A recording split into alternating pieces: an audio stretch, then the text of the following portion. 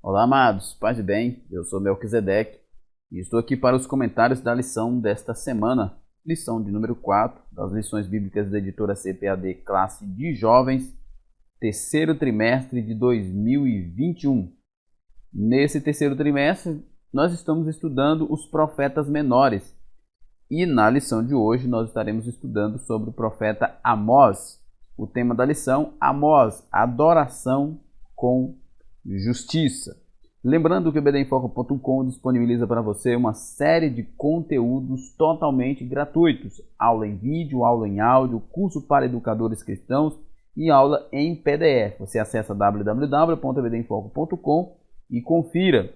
Nós temos também o conteúdo premium, que são os slides em PowerPoint, cursos diversos, curso básico em teologia e os estudos em PDF, estudos e sermões em PDF para você que é assinante. Se você ainda não é assinante, acesse www.ebdenfoco.com e seja assinante do ebdenfoco.com e tenha uma diversidade de conteúdo para você ministrar a melhor aula na sua escola bíblica dominical.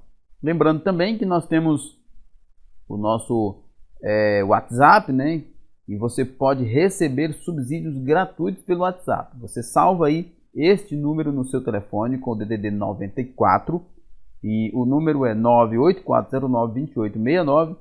Salve esse número e envie uma mensagem com o seu nome e sobrenome que o ebdenfoco.com estará retornando para você. Muito bem, vamos então ao nosso conteúdo. O texto do dia se encontra em Amós 6, 3 e 5, que diz: Vós que dilatais o dia mau, e vos chegais ao lugar de violência, que cantais ao som do alaúde, e inventais para vós instrumentos musicais como Davi. Nós temos aqui um texto, O texto é um tanto quanto vago, Você precisa estudar o livro de Amós para você entender o conteúdo do livro de Amós. Mas é óbvio que aqui neste texto do dia, nós já estamos vendo Amós criticando aqueles que cantavam, que faziam festas. E, é claro, para nós entendermos isso, nós precisamos estudar todo o livro de Amós para ver qual o contexto do porquê Amós está criticando estas pessoas, apesar de que elas viviam em festa, mas elas eram pessoas más. A nossa síntese diz o seguinte: a profecia de Amós nos ensina que justiça e retidão são elementos fundamentais para a adoração. O contexto religioso de Amós é um contexto onde as pessoas viviam regaladamente, viviam de festas em festas, mas eram uma sociedade injusta, uma sociedade rebelde e cruel. O texto bíblico se encontra em Amós capítulo 5, versos 21 a 23. Esse texto é um texto apenas simbólico, mas óbvio que você não irá compreender a mensagem de Amós estudando apenas um capítulo do livro de Amós. Você precisa ler os 9 capítulos do livro de Amós para você entender o contexto e a mensagem do livro de Amós. Vamos lá, nossa introdução.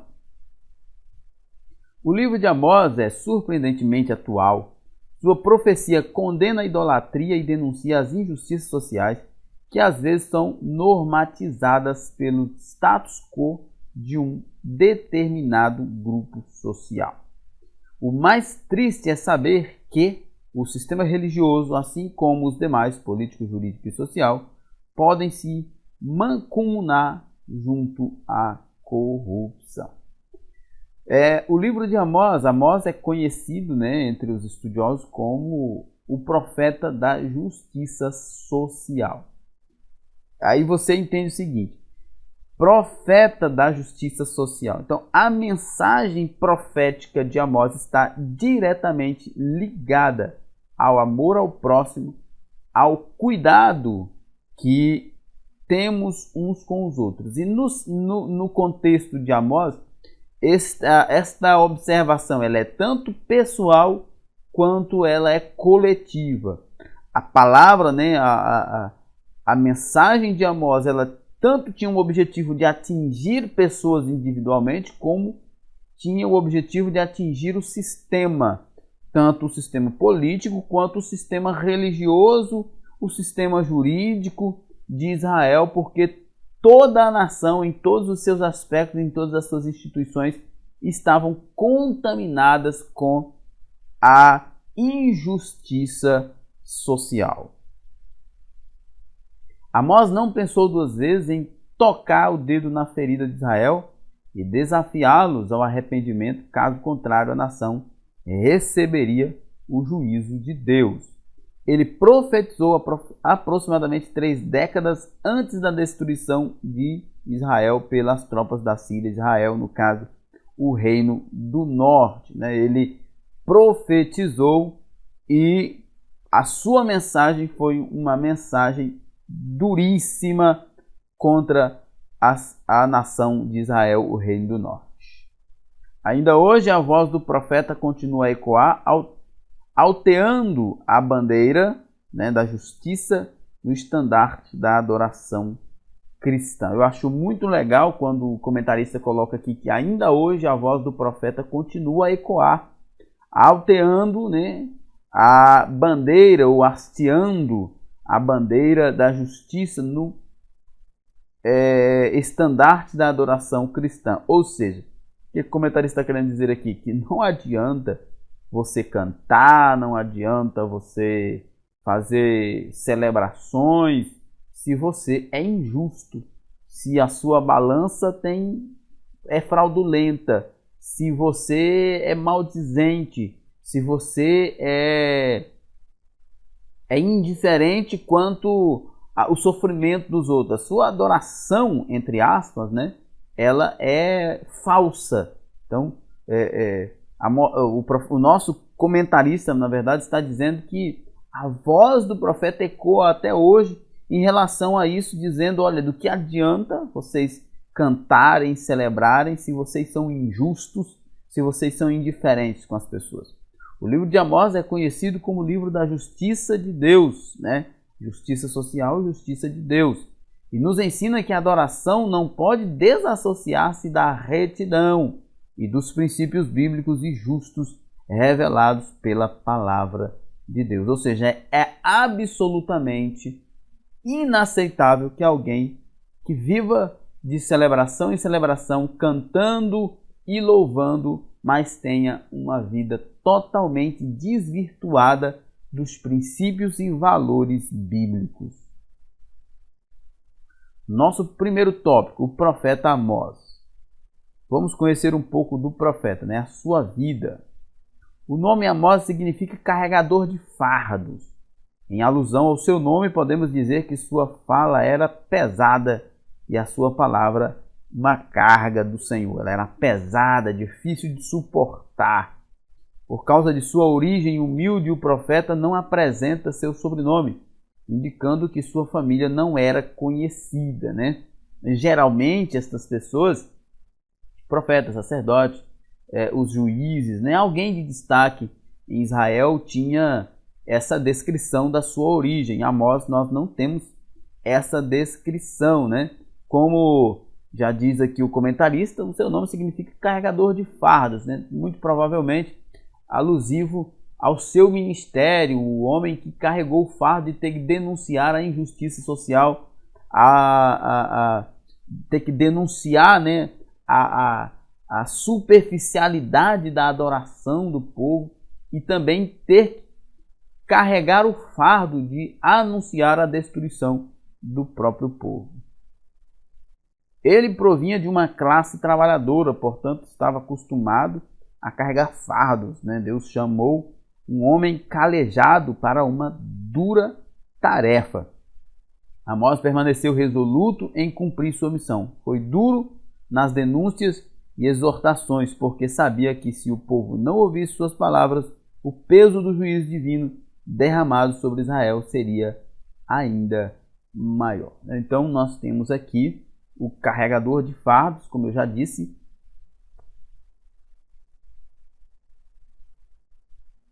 que teve aí essa incumbência de anunciar o juízo de Deus. Não é fácil, né? Para um profeta, não é fácil para nós anunciar aquilo que as pessoas não querem ouvir.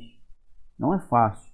Mas como profetas de Deus, e profetas no sentido de alguém que expõe a palavra de Deus, nós temos a responsabilidade de expor a palavra de Deus da forma mais fidedigna possível. E doa quem doer. Ele era natural de Tecoa. Essa cidade ficava a uns 20 quilômetros ao sul de Jerusalém, junto ao deserto da Judéia. Essa região ficava próxima à estrada que ligava Jerusalém a Hebrom e Berseba. Foi nessa região que João Batista se levantou como profeta. Então essa região tem história. Amós foi um profeta sulista que atuou como missionário no reino do norte de Israel. Isso mesmo. É muito interessante isso, porque geralmente os profetas, eles profetizavam para o seu próprio povo. E Amós é interessante que ele é sulista, né? Ele é da tribo de Judá, de Jerusalém, mas ele é enviado por Deus para profetizar para o reino do norte, para as 10 tribos de Israel. E ele então é considerado um profeta missionário, porque ele sai da sua terra para ir profetizar numa outra terra.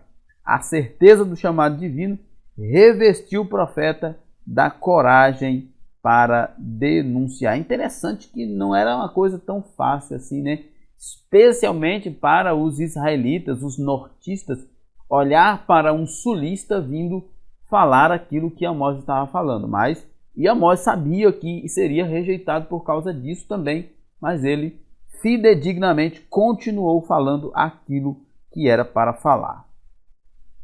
Um homem simples, esse era Amós. Amós fala a partir de sua realidade, por isso se apresenta como um legítimo representante de uma classe explorada que não tinha voz nem vez. Ele era um homem simples, né? Um pastor. Ele era pastor, boieiro e cultivador de sicômoros, né? De fígados bravos. Era um homem trabalhador que fez questão de identificar a sua origem humilde. Então nós temos aqui, diferente, por exemplo, de Isaías, ou de Jeremias, melhor dizendo, que era da descendência sacerdotal, o Amós era um homem do campo, né? Ele era um pastor, ele era um boieiro, ele era um cultivador, ele era um agricultor. Era um homem que trabalhava no campo, um homem simples. Sabia que seu ministério era ratificado, não pela tradição por trás de um nome, mas pelo chamado divino. Tal como Davi era pastor, entretanto, suplementava o seu trabalho cultivando sicômoros, figueiras bravas, né? Eu acho muito legal isso aqui, essa observação do comentarista, pastor Tiago Trota, quando ele diz que ele sabia que o seu ministério era ratificado pelo chamado divino, ou seja, era confirmado pelo chamado divino, não porque ele era de uma família famosa. Então, isso aqui nos traz uma lição, o professor deve explorar. O que nos mantém na missão é a certeza do chamado, não é a influência da nossa família, não é a nossa influência na sociedade. O que nos mantém na missão é a certeza de que nós somos comissionados por Deus. Professor, pode explorar isso com os jovens, ensinando aos jovens o seguinte: que nós não devemos forçar a barra no ministério. Nós não devemos, se tem alguém aí no seu grupo que gosta de cantar, de pregar, de exercer qualquer tipo de ministério, precisa entender que a gente não pode forçar a barra, porque nosso ministério é confirmado pelo chamado divino, não por elementos externos, por questões de influência e de capacidade intelectual, por talento ou essas coisas. O que confirma o nosso ministério é o chamado divino. Durante os meses de verão, os pastores mudavam o rebanho para lugares mais baixos e pegavam serviços paralelos como boieiro ou cultivador de sicômoros para terem o direito de pastar com seus gados naquelas regiões. Ele já era um homem do campo, né? A sociedade era uma sociedade agrícola, e ele era um homem do campo, né? Apesar da sociedade ser uma sociedade agrícola, mas, por exemplo, Eliseu, que foi um profeta não escrito, não das escritas, mas ele era um profeta palaciano. Jeremias também era um profeta palaciano, Isaías era profeta palaciano, mas o Amós ele era um homem do campo. E aqui o comentarista nos traz aqui, de acordo com as evidências que nós temos no texto, que além dele ser um pastor de ovelhas, em determinado tempo, né, em determinado momento do ano, das estações do ano que dificultava ali o pastoreio, ele procurava lugares onde havia mais abundância de alimento, e provavelmente esses lugares já eram dominados por outras pessoas, e em troca eles trabalhavam como boieiros, cultivavam sicômoros, né, que são figueiras bravas. Segundo os estudiosos, figos domésticos eram para pessoas mais ricas, e os pobres eles cultivavam e comiam os sicômoros, né, os fígados silvestres. Sicômoros era a fruta consumida pelos mais pobres, né? Os ricos se deliciavam com o figo comum ou com o figo doméstico. O pecado do orgulho combatido por ele não fazia parte da sua vida. Ele era um homem simples. João Crisóstomo ensinou que a humildade é a raiz, a mãe, a ama de leite, o alicerce e o vínculo de todas as virtudes. Nessa época, já era, né, dentro da cultura judaica, já era explorado, ou melhor, já era pregado a humildade como virtude, diferente do contexto grego-romano, que a humildade não era uma virtude, a honra era uma virtude. Mas dentro do contexto judaico, a humildade era uma virtude. Dentro do cristianismo, a humildade é uma virtude. O professor pode explorar isso com os jovens sobre a questão da humildade dentro do contexto greco-romano, né, ali na época de Jesus, dentro das conquistas de Roma e de Grécia. A humildade não era uma virtude. Dentro do contexto judaico e dentro do contexto cristão especialmente, a humildade é uma virtude muito importante. Tanto é que Jesus diz que Deus exalta os humilhados, mas abate os exaltados. O cristão deve expressar a humildade em sua vida, pois Deus se agrada dos simples, né? Deus se agrada dos simples. Israel ensoberbeceu-se, por isto foi humilhado de modo constantemente. Os humildes são honrados por Deus. Então, como eu já disse mais uma vez, o professor pode explorar essa ideia da humildade como virtude dentro do cristianismo. Um homem preparado, ele era um homem preparado. Como pastor, ele passava muito tempo sozinho, meditando e observando a natureza. As ilustrações utilizadas em suas profecias foram extraídas da vida diária, indicando a originalidade de seus pensamentos. Quando ele chama ali os sacerdotes de vacas de Bazã, ou seja, que eles estavam engordando com o sacrifício do povo, né? Ele estava falando que era muito peculiar para ele dentro do contexto em que ele vivia. Isso é apenas um exemplo, né? Ele era leigo no sentido que não havia recebido formação em um estabelecimento oficial, visto que não tinha estudado nas escolas de profeta, né? Naquela época existia a escola de profeta, provavelmente criado por Elias, Eliseu. Embora não tivesse passado por uma educação profética formal, ele demonstrou muito conhecimento. Isso inclusive o professor pode explorar isso, porque que os profetas, apesar de pessoas não instruídas no sentido técnico, eram homens tão capazes, com textos tão profundos, porque o judeu, desde pequeno, ele sempre foi dado ao estudo da lei, sempre foi dado à prática do estudo da lei de Deus, e com isso, óbvio, leitura é algo extraordinário. Então, provavelmente Amós era um homem, apesar de simples, de não ter frequentado faculdades, mas ele era um homem extremamente conhecedor da lei, porque o judeu era conhecedor da lei.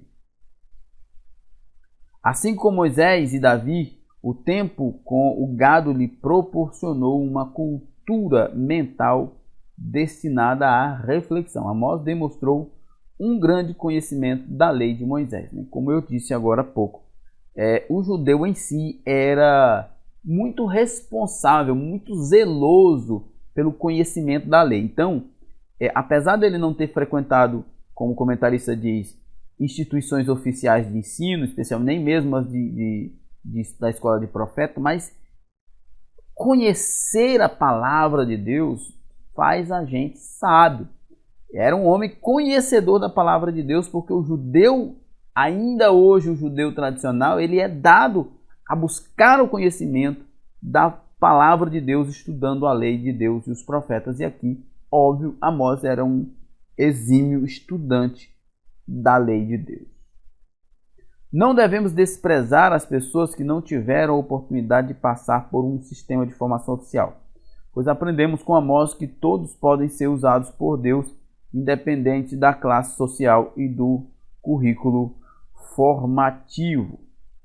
Olha, isso é uma questão muito importante. A gente precisa discutir isso de forma muito cuidadosa, porque, por exemplo, Amós foi um homem que profetizou aí, segundo os estudiosos, quase 30 anos, né? O ministério profético dele demorou muito tempo. Ele era um homem leigo, mas ele era um homem leigo tecnicamente, mas o judeu é um homem que lia a Bíblia, né? Que lia a lei com muita frequência. Então, vamos trazer para o nosso contexto aqui. A gente traz para o nosso contexto, a gente convive com muitas pessoas que faz da ignorância uma virtude. Esse é o problema. O problema não é que uma pessoa que não tem graduação, por exemplo, que não tem títulos, o problema não é que uma pessoa que não tem títulos não seja uma pessoa que possa ser usada por Deus. É óbvio que Deus pode usar as pessoas mais simples, pessoas analfabetas, para pregar, para falar de forma poderosa e gloriosa da palavra de Deus. É óbvio que isso pode acontecer, porque Deus não está limitado a questões intelectuais. Mas o que não pode acontecer é o culto à ignorância, né? Eu conheço pessoas que não têm instruções e fazem disso um legado. Fazem disso, chegam a dizer que não precisa estudar, não precisa fazer curso, não precisa se preparar, como se fizesse uma defesa, uma apologética da ignorância. E isso é que está errado. Nós não podemos desprezar as pessoas por elas não terem formações acadêmicas, não podemos achar que Deus só vai usar pessoas que tenham formações acadêmicas de forma alguma. Mas nós também não podemos aceitar o culto à ignorância, a apologética à ignorância que nem muitos fazem. Deus procura corações piedosos e não somente mentes brilhantes, pois seu Espírito capacita aqueles que são chamados, né? Apesar de Deus buscar corações piedosos, Deus espera que a gente tenha zelo e comprometimento ao estudo da palavra de Deus, senão Ele não teria nos dado a sua palavra escrita. Segundo tópico, o contexto histórico de sua profecia. Período de paz. Amós desenvolveu o seu ministério na época em que Jeroboão II reinava em Israel e Uzias em Judá. Foi um período de grande prosperidade para ambos os reinos. De acordo com o Antigo Testamento, ele foi contemporâneo de Oséias, Jonas, Isaías e Miqueias, né?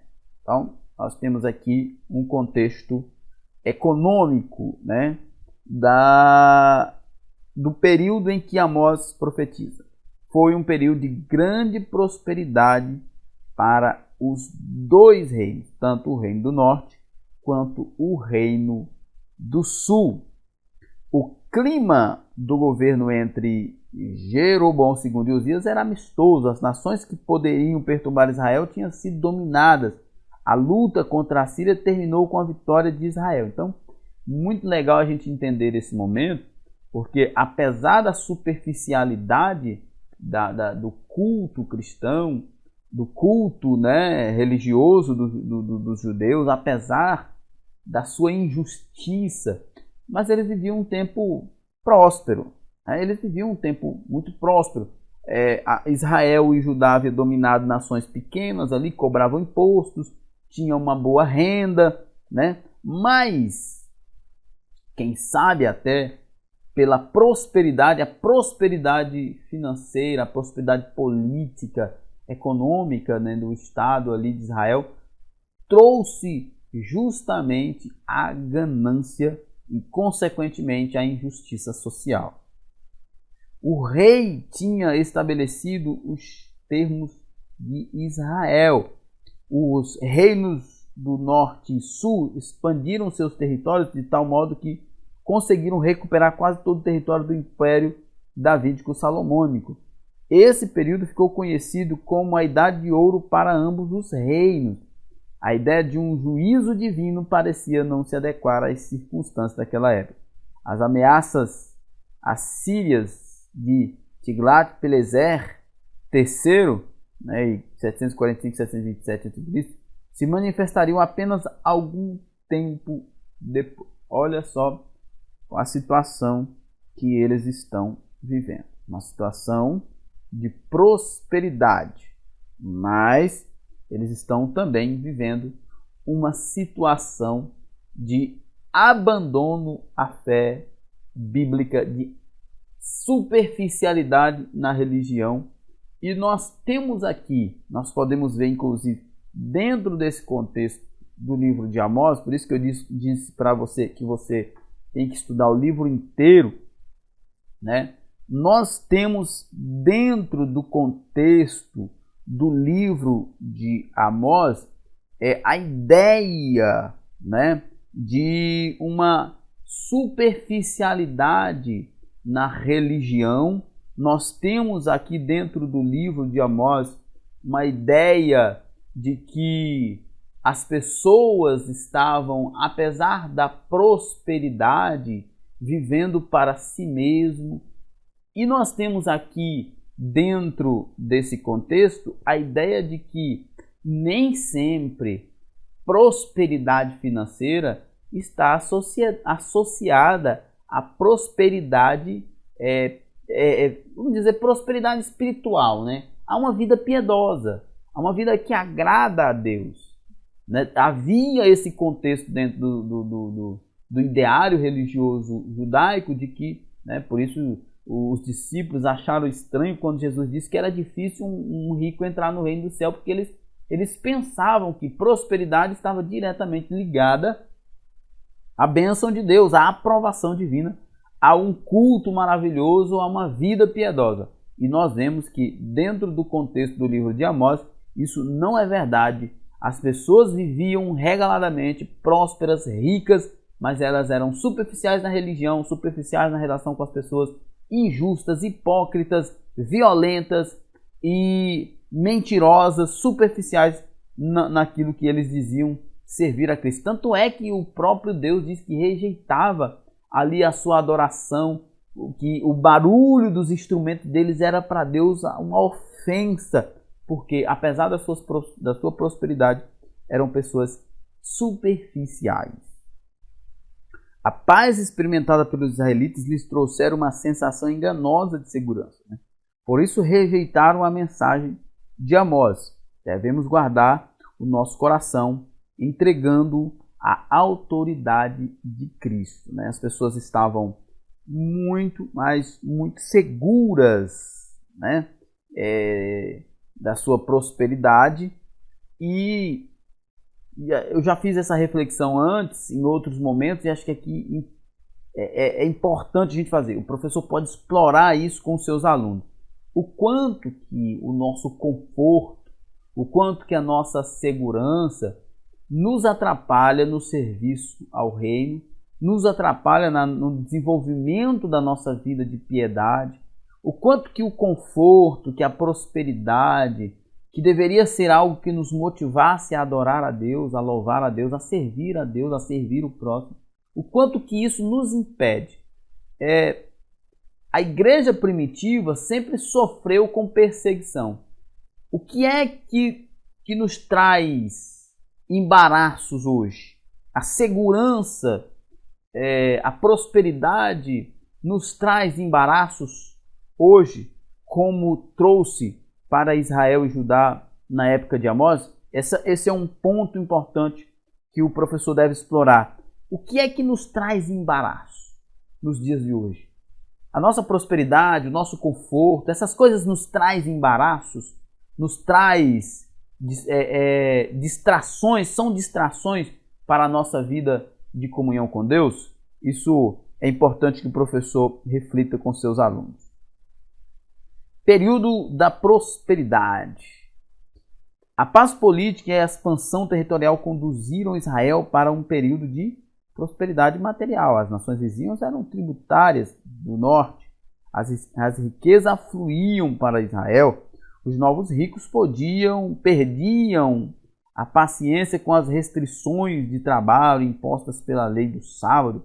A vontade de acumular riqueza se tornou maior do que o anseio de obedecer à lei do Senhor. Então, esse é o contexto de Israel e Judá, né? Mas especialmente de Israel. Contexto, né? Prosperidade. A prosperidade material tirou do povo a sinceridade na adoração. Eles guardavam o sábado, as luas novas, eles davam seus dízimos, eles traziam seus sacrifícios, mas eram tudo por obrigação e não de coração.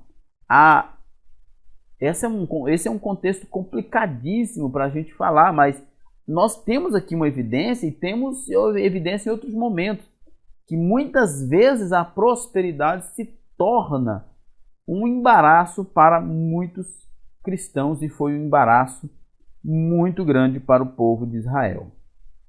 A ganância tem sido uma fonte de tropeço para muitos. Os pobres não eram tratados de forma justa. Inclusive, é muito bom que o comentarista fale sobre isso aqui, porque eu estou falando agora há pouco que a prosperidade de Israel levou eles à ruína, a viver uma vida religiosa superficial, a terem vidas de injustiça e até de crueldade. É óbvio que com isso eu não estou fazendo aqui uma defesa da miséria, da pobreza, de que a vida boa é a vida de pobreza, fazer voto de pobreza, de forma nenhuma. O problema aqui não é a prosperidade em si, é que com a prosperidade dessas pessoas veio a ganância. É por isso que o cristão deve dizimar, deve ofertar, deve contribuir. Não apenas, apesar de que é absolutamente necessário para o sustento de quem faz a obra, para o sustento da própria obra, mas também como uma forma de se curar da ganância. Você ofertar e dizimar, contribuir na igreja, é uma forma de você vencer a ganância. O povo de Israel estava dominado pela ganância. Óbvio que a prosperidade trouxe ganância para eles. Ela não veio sozinha. E eles não se preocuparam em vencer esse mal. Nós, cristãos, precisamos estar preocupados em vencer o pecado da ganância. Isso, inclusive, é um ponto importante para o professor discutir com seus alunos. Aí a questão da prosperidade, a questão da ganância nos cristãos, muitos que não contribuem, não porque não podem, mas porque são gananciosos. Isso são problemas, né? A luxúria dos ricos era conseguida à custa da opressão e exploração. Os ricos controlavam tudo, inclusive o judiciário. Eles eram tão gananciosos que faziam qualquer coisa para se darem bem. As decisões dos tribunais eram todas favoráveis aos ricos e extremamente opressivas aos pobres, né? O problema social aqui era gravíssimo. Amós se levantou contra as injustiças sociais e combateu os sistemas desonestos que pervertiam o direito dos necessitados. Nós temos aqui uma classe política, religiosa e judiciária extremamente corrupta. E aí o pobre como é que fica? Só Deus mesmo para ter misericórdia. Os homens de sua época estavam tão contumados em acumular riqueza que se esqueciam de atentar para a necessidade de seus irmãos. Lembramos-nos de que o desprezo ao pobre é um grave pecado diante de Deus. Mais uma vez eu volto a dizer aqui que o problema não é a prosperidade em si, mas o tempo de prosperidade de Israel trouxe a eles ganância, e a ganância trouxe a eles a superficialidade religiosa, trouxe a eles o desprezo pelo próximo, trouxe a violência, trouxe o suborno, enfim, eles não vigiaram e acabaram se tornando escravos da ganância. Paganismo religioso. A força material de Israel contrastava com a sua fraqueza moral. O sumo sacerdote Amazias, por exemplo, era de classe leiga e não provinha da descendência sacerdotal. Tal questão era um grande ultraje à fé verdadeira em Israel, ou seja, inadmissível que alguém que não era da linhagem de Arão, né, pudesse ser sacerdote, ou sumo sacerdote, e Amazias estava exercendo essa função aqui. Então estava tudo errado, estava tudo fora do lugar, fora do prumo. Quando Amós profetizou que Israel se achava fora do prumo por causa dos pecados de idolatria, o materialismo introduzidos pela casa de Jeroboão. Então, apesar de toda a prosperidade, apesar de toda a paz, apesar dos domínios do reino, o reino está em si um caos. Então, é importante a gente refletir sobre isso aqui, né? Professor, reflita com seus alunos. Nem sempre, quando você está tendo sucesso em alguma coisa, significa que a sua vida está uma bênção, né? Nem sempre quando você está tendo êxito em alguma coisa, significa que Deus está aprovando e caminhando com você. Então, tenha muito cuidado. O povo de Israel estava próspero, mas Deus estava rejeitando eles por causa das suas condutas pecaminosas. Amazias demonstrou que era um sacerdote comprado, defendendo os interesses do rei, ao tentar proibir de continuar profetizando. Então, veio um sumo sacerdote que não tinha legitimidade para ser sacerdote, porque não era da descendência de Arão. Veio, né, tudo errado. Ele não tinha autoridade nenhuma para ser sacerdote. E ele ainda queria impedir que o profeta falasse a verdade, falasse a palavra de Deus. Geralmente, quem não tem nenhum direito, quem não tem prerrogativa nenhuma é que quer falar e quer proibir. As leis divinas estavam sendo burladas, a religião tinha se corrompido. Jeroboão II incentivava a prática dos cultos à fertilidade por meio de um sistema de adoração ao bezerro de ouro. Tudo estava um caos na nação de Israel. A adoração a Jeová permanecia concomitantemente ao paganismo, ou seja, misturado ali. Centros pagãos foram construídos nas principais cidades do norte, como Gilgal, Betel, Dan e Samaria. O paganismo foi misturado no meio da religião original de Israel e Jeroboão não estava nem aí com isso. Alguém precisava combater esses pecados e por este motivo Deus levantou o corajoso Amós, enquanto de nós temos coragem para enfrentar o sistema. Isso é um problema. Quantos de nós teremos coragem de nos colocar na presença de Deus para enfrentarmos os sistemas? E precisamos entender que o sistema é poderosíssimo e vai sempre atacar de volta. Terceiro tópico, adoração com justiça. A mensagem do profeta. O livro de Amós pode ser dividido em duas partes principais, né? Na primeira seção situam-se os oráculos que vieram pela palavra. Aqui encontramos juízos entregues para 8 nações: Damasco, Gaza, Tiro, Edom, Amon, Moabe, Judá e Israel. Até o Judá do próprio Amós. Na segunda seção do seu livro estão as visões que têm os seus significados, né? O profeta apresentou uma série de discursos de julgamento contra Israel. As denúncias de Amós partem do geral para o específico. Primeiro falou às nações, depois foi específico em detalhar os pecados do povo de Deus, né, de Israel. Para fortalecer sua intimação, Amós apresenta uma série de símbolos do juízo vindouro e, por fim, terminou sua mensagem apresentando a restauração futura de Israel. O objetivo aqui é dois, pelo menos. O primeiro é dizer que Deus é o Senhor de toda a terra, por isso ele profetiza a todas as nações. Depois vem para Israel e diz o seguinte para Israel: você é povo de Deus, você tem responsabilidade. Isso aqui o professor pode explorar com seus alunos, as nossas responsabilidades como povo de Deus. A mensagem de arrependimento para todo mundo, muito bem, isso deve ser pregado, mas nós também devemos nos constranger com os nossos pecados. A nossa responsabilidade como povo de Deus não pode ser de forma alguma deixado de lado.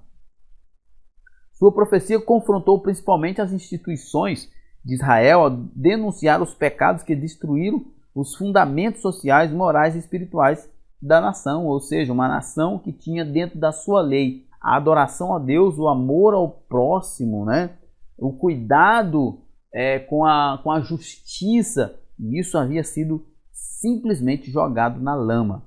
Estamos preparados para pregar uma mensagem de confronto? Olha, nós vivemos numa sociedade absolutamente deturpada, deteriorada, muito parecida com a sociedade de Israel nesse momento. Quantos Amós se disporão para enfrentar esse sistema? Responsabilidade social. Amós encontrou um mau governo em Israel. Oséias, seu contemporâneo, fez denúncias semelhantes. Lá em Oséias 5:1, 7 e 5, as instituições de Israel transformaram a justiça em alosna, uma erva daninha, ou seja, uma praga. Eles transformaram a justiça em praga, ou seja, eles transformaram o princípio da justiça numa forma de castigar, de explorar ainda mais as pessoas. Eles eram terríveis. Eles perverteram o direito do próximo, não aceitavam a repreensão e aborreciam na porta aqueles que os repreendiam. Eles eram realmente pessoas que estavam distantes de Deus. O portão de qualquer cidade era o lugar onde a justiça era administrada. Se um profeta ou juiz os repreendesse, sofreria represálias. E por uma questão de conveniência, muitos se silenciaram. Então, a situação era difícil. Isso aqui é um assunto que os jovens não vão entender muito agora. Mas confrontar o sistema é algo sempre muito difícil. Mas Amós não teve medo. Os pobres eram pisados, extorquidos e explorados. Também eram rejeitados nos tribunais de justiça. Seus direitos eram violados. Aqui é interessante que, desde o início, nós estamos falando que o contexto aqui da corrupção está na religião, no judiciário e também no político. Os juízes, os sacerdotes e os reis eram corruptos. E Amós, ele enfrenta todos eles. Às vezes nós pensamos que o nosso campo de atuação como profetas de Deus é apenas denunciar o pecado dentro da igreja. Mas na verdade não. Faz parte da nossa missão como profetas de Deus denunciar também a injustiça social praticada pelo próprio cristão, pelo povo, praticado pelo governo. Faz parte também denunciar os abusos do judiciário, porque faz parte também da nossa missão como profetas de Deus lutar pela justiça, lutar pelo que é correto, pelo que é certo, não apenas dentro de um contexto igrejeiro, templocêntrico, mas num sentido abrangente em toda a sociedade. Amós denunciou a prática do suborno, coisa terrível, e cumpriu seu papel de responsabilidade social é denunciar a injustiça. A ira de Deus na pregação de Amós era a justiça divina reagindo contra as injustiças humanas. Ou seja, dentro do livro de Amós, inclusive o livro é chamado de o livro da justiça divina, nós temos um princípio da retribuição. Quem planta, colhe. Paulo fala isso lá em Gálatas 6 e 7. Tudo aquilo que o homem plantar, isso também colherá. Israel plantou muita injustiça, colheu injustiça. Israel plantou muita corrupção e depois colheu a punição, a destruição por causa da sua corrupção. Adoração com justiça. Conforme vimos, apesar dos múltiplos pecados e das injustiças sociais, a adoração nos espaços supostamente sagrados continuava de forma normal. Isso aqui é extraordinário pensar nisso. A moralidade da nação, de cima a baixo, destroçada, jogada na lama, mas o culto continuava. As pessoas estavam lá guardando o sábado, guardando as luas novas, fazendo seus sacrifícios, doando seus dízimos. Apesar de todo o caos, mas o culto continuava. Mas que culto? Que culto é esse? Que culto é esse que está sendo realizado ao lado da injustiça, da hipocrisia, da superficialidade, de tudo aquilo que é mal, da idolatria? Que culto é esse? Aqui vale uma reflexão, professor, explorar isso com seus alunos. O nosso culto, como que é? Nós estamos mais preocupados com vida no culto ou culto na vida? O povo de Israel estava preocupado em dar vida aos seus cultos, com as celebrações pomposas, com sacrifícios, com muita música, né? Mas a vida deles não tinha culto nenhum. Eles eram verdadeiros pagãos. Estavam absolutamente distantes de Deus, apesar de que a religião estava funcionando. O culto continuava, todo mundo ia lá, cantava, pregava e tal, e jejuava, e dava dízimo, e contribuía, e faziam festas, mas eram superficiais. Os ricos e justos gostavam de frequentar os santuários e exibirem seus sacrifícios, sonegando a Deus a verdadeira adoração. Os sacrifícios desprovidos de justiça representavam uma transgressão a Deus. Agora você imagina o nosso culto. Como está o nosso culto? Né? Nós nos preocupamos em ir na igreja, vestir uma roupa legal e ir na igreja. Nós nos preocupamos em preparar uma boa aula. Nós nos preocupamos em preparar um bom hino, um louvor legal que move as pessoas para cantar. Mas e aí, no dia a dia? Como é que está? Essa reflexão precisa ser feita. Os cultos foram embelezados com a contratação de levitas, né? Contrataram músicos, muitos músicos profissionais que não descendiam da linhagem de Levi foram contratados para tocar nos templos, né? A música oferecida para as pessoas era excelente, enquanto a adoração sincera a Deus era precária. Enquanto o estereótipo era muito bonito, o interior estava apodrecido. O espetáculo em volta do culto maquiava a superficialidade da adoração. Amós declarou que a adoração era como o estrépito, um barulho ensurdecedor diante dos ouvidos de Deus, ou seja, era algo que irritava Deus. Aí fica aqui, professor, para você explorar com seus alunos, até de forma descontraída. Como é que Deus está? Como Deus tem recebido a sua adoração, as suas orações, né? O que você fala? É algo que agrada a Ele ou não? Deus não estava aceitando aquela adoração sincrética, espetaculosa, teatral e desprovida de justiça. Os cânticos cultuais perdem o valor quando não há arrependimento sincero, né? Do que adianta você cantar na igreja? Do que adianta você contribuir, você liderar na igreja, mas você é um hipócrita? Você é injusto? Você é corrupto? Você é indiferente com a dor dos outros? Então, isso de fato é uma religião inexistente, é algo simplesmente que não tem nada a ver com Deus, e assim estava vivendo o povo de Israel. A adoração cristã não é apenas um item da liturgia, mas uma prática de vida, uma resposta obediente à palavra de Deus, né?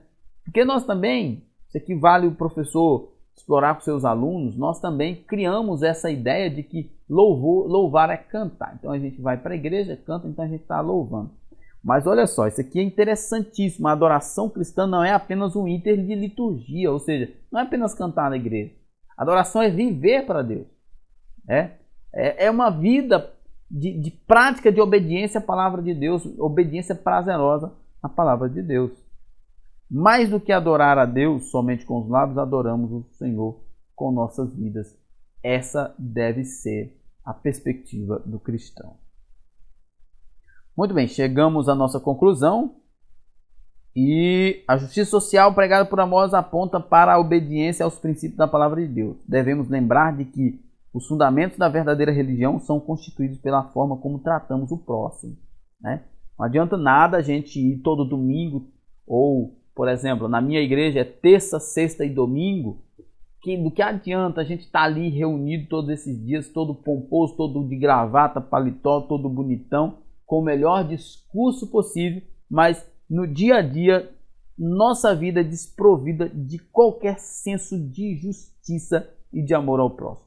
A adoração sem justiça é uma ofensa a Deus. Uma religião que diz honrar a Deus, mas despreza, explora e oprime o semelhante, é uma fraude.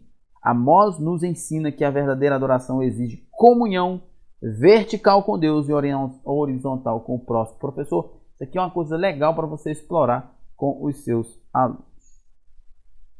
Então, muito bem, chegamos ao final do nosso comentário, da nossa lição. Que Deus em Cristo nos abençoe e até a próxima. Paz e bem a todos.